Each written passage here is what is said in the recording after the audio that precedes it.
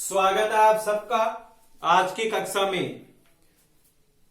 आज का हमारा अध्ययन का बिंदु है लत्व संधि। देखिए, ये लत्व संधि भी परस्वर्ण संधि एक तरह से पीछे वाले वर्ण को ही मानकर कार्य होगा। और इसकी पहचान क्या है? इसकी पहचान है तवर्ग के स्थान पर लय हो जाता है।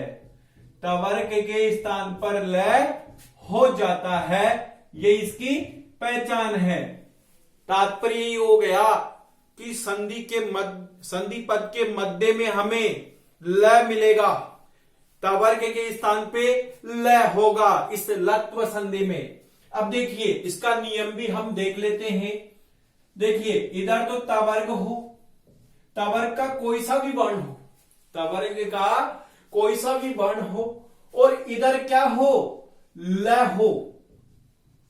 इधर क्या हो? ल वर्ण हो। आप ये कर लीजिए, यहां पे ल वर्ण हो तो अब देखिए, इस तवर्ग का चाहे कोई सा भी वर्ण क्यों नहीं आए, इन तवर्ग के वर्णों के स्थान पे ये हलंत ल हो जाता है।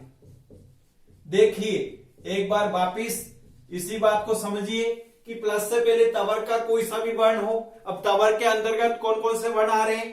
त, थ, द, ध और न।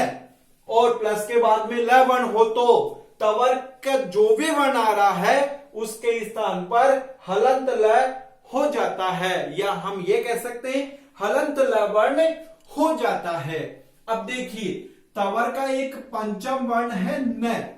तवर्ग के अंतर्गत एक न वर्ण पंचम वर्ण आ रहा है। अगर हम न को ल करेंगे ना, तो यहां पे भी जो हम कल संधि पढ़े थे ना, अनुनासिक कार्य वाला, वो कार्य होगा।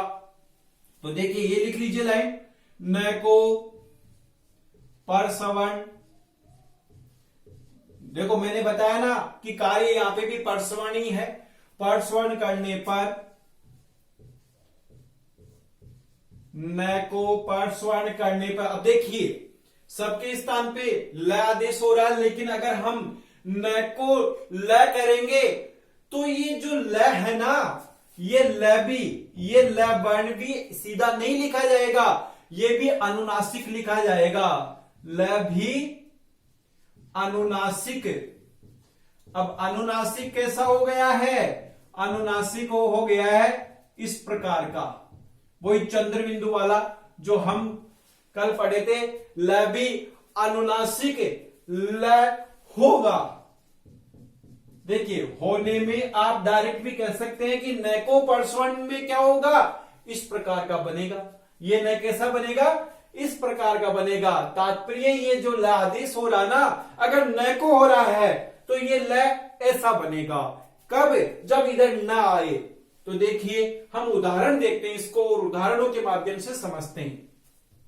देखिए, पहला उदाहरण आ रहा है तद प्लस लय है। अब देखिए, पीछे ल वर्ण आ गया और इधर आ रहा द। अब देखिए, द किसमें है? तवर्ग में है क्या? अब तवर्ग के सभी वर्णों को क्या हो रहा है? हलंत ल आदेश हो रहा है। देखिए, न की तो बात अलग आ गई है, जब तक न नहीं आता तब तक तो हम ल ही करेंगे। तो द के स्थान पे क्या हो गया है? यहाँ पे हलंत ल, इधर रह गया पीछे लय है, मिलाते हैं तो क्या बन गया हमारा? तल्लय। देखिए, बन गया सीधा सीधा उदाहरण। और संधि विच्छेद करेंगे तो जो हलंत ल है, इसी के स्थान पे क्या हो जाएगा? वापिस द हो जाएगा। देखिए, दूसरा उदाहरण आ रहा है। एक सिंपल बात है, यहां पे कोई भी कठिनाई नहीं है।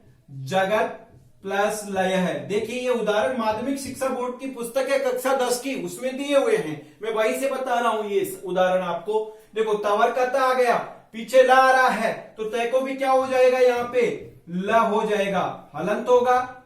यहां हो गया लय, मिलाते तो क्या हो गया? यहाँ पे भी जगल लय। इस प्रकार से हमारा यहाँ पे संधि पद बन गया है। देखिए, तीसरा उदाहरण भी हम देख लेते हैं। यहाँ पे जगत प्लस लक्षणा ले लेते हैं एक उदाहरण। माध्यमिक शिक्षा बोर्ड में ये भी उदाहरण है, जगत प्लस लक्षणा माध्यमिक शिक्षा बोर्ड की जो पुस्तक है उसमें दिया हुआ है। अब देखिए पीछे ल आ रहा है, तवर्ग आ रहा है, तो को क्या हो जाएगा, यहाँ पे भी ल हो जाएगा और इधर लक्षणा ऐसा का ऐसा ही रह गया, मिलाते तो क्या हो गया यहाँ पे जगल लक्षणा। अब देखिए आप यहीं पे एक बात निश्चित ध्यान रख लो कि तवर्ग जो भी आ रहा, अगर पीछे ल वर्ण है तो तवर्ग के स्थान पे में ल करना है, ये बात आपको याद रखनी है। देखिए चौथा उदाहरण भी देख लेते हैं। एक उदाहरण है उसमें विलसत लंका, विलसत लंका। अब देखिए ल वर्ण इधर भी आ रहा है, तवर्ग आ रहा है, इस तवर्ग के स्थान पे क्या हो जाएगा, ल हो जाएगा और ये रह गया है लंका, सीधा का सीधा मिला लेते हैं, क्या बन गया हमारा उदाहरण यहाँ पे विलसत लंका। इस प्रकार से हमारा संधि पद बन गया है। अब देखिए अगर संधि विच्छेद की बात हो ना तो देखो यहाँ पे हमें दो ल दिखाई दे रहे, एक ह्रस्व है एक पूरा है, तो ह्रस्व ल जो है ल वर्ण वहीं से संधि विच्छेद इसका होगा। अब आप लोगों को ये बनाने हैं, कुछ उदाहरण में लिखता हूं। उद प्लस लेख है, आप डायरेक्ट भी बना सकते हो इन उदाहरणों को, सीधा का सीधा भी हम इनको बना सकते हैं क्योंकि अब हमें समझ में आ गया है। अब देखिए उद प्लस लेख है, ड आ रहा है, पीछे ल आ रहा है, तो इस द को भी क्या हो जाएगा, ल हो जाएगा। उल प्लस लेख है और मिलाते हैं तो क्या हो गया है, उल्लेख है। इस प्रकार से हमारा संधि पद यहां पे बन गया है। अब देखिए ऐसा एक उदाहरण आ रहा है, काफी इंपोर्टेंट है, तद प्लस लीन है। अब देखिए द आ रहा है, तवर का आ रहा है, पीछे ल वर्ण आ रहा है, तो क्या हो जाएगा, द के स्थान पे ल हो जाएगा। आप डायरेक्ट भी बना सकते हो, अब ये लो मैं डायरेक्ट ही बना देता हूं, तल्लीन है, क्योंकि द को क्या हो गया, ल हो गया है, पीछे वाला वर्ण ऐसा का ऐसा ही आकर इसमें जुड़ गया है। ऐसे ही एक उदाहरण आ रहा है उद प्लस लास है। अब देखिए पीछे ल वर्ण है, द है, तो द को क्या हो जाएगा, ल हो जाएगा और क्या बना हमारा उदाहरण, संधि पद उल्लास है। बिल्कुल डायरेक्ट हमारा संधि पद यहाँ पे बन गया है। इसी प्रकार से एक उदाहरण आ रहा है उद प्लस लंघनम, यहीं पे लिख लेते हैं उद प्लस लंघनम।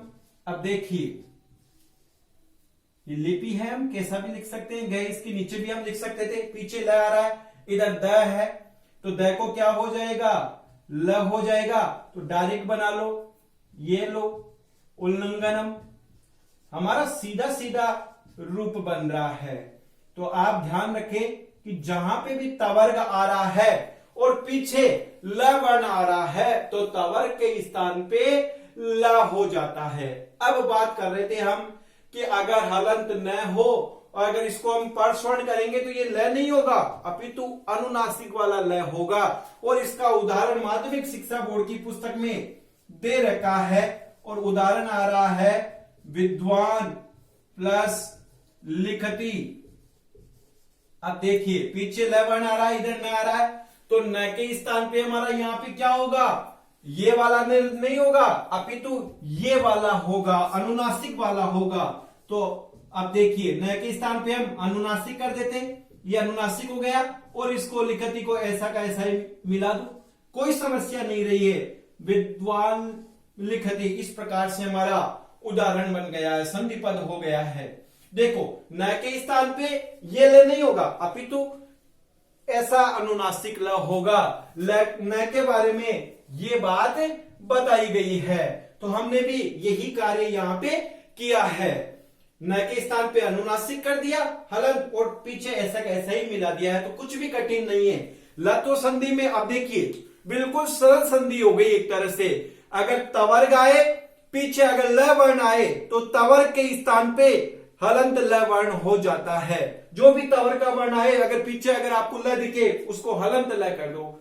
अगर न आ रहा है तवर्ग में तो उसको हलन लय तो होगा, लेकिन वो अनुनासिक वाला होगा, ऊपर चंद्र बिंदु और लगा दो एक, वो वाला रूप यहां पे बन जाएगा। इस प्रकार से ये हमारी लत्व संधि संपूर्ण हो गई है। अब देखिए हल संधि की अगर हम बात करते हैं तो एक छत्व संधि भी हो भेद है, तुगागम है, उसके अलावा पुरुषवर्ण संधि भी एक होती है। इस प्रकार से भी और भी संधियां हैं, लेकिन हमारी माध्यमिक शिक्षा बोर्ड की पुस्तक है उसमें यहां तक ही बताया हुआ है। अब जो 3 संधियां बच गई वो भी इतनी इंपॉर्टेंट नहीं है, और मैंने पहले ही कहा था कि हमारा जो आधार है यहां पे अध्ययन का वह माध्यमिक शिक्षा बोर्ड की जो पुस्तक है उसके अनुरूप हम पढ़ रहे हैं। तो माध्यमिक शिक्षा बोर्ड में लत्व संधि तक ही हर संधि में दे रखा है, और वहां तक हमारा कार्य आज संपूर्ण हो गया है। इस प्रकार से हमारे हर संधि के जो भी भेद है पाठ्य पुस्तक के अनुसार, माध्यमिक शिक्षा बोर्ड की जो पुस्तक है उसके अनुसार पूरे भेद हमने पढ़ लिए हैं। अब हम आगामी कक्षा में विसर्ग संधि को प्रारंभ करेंगे। धन्यवाद।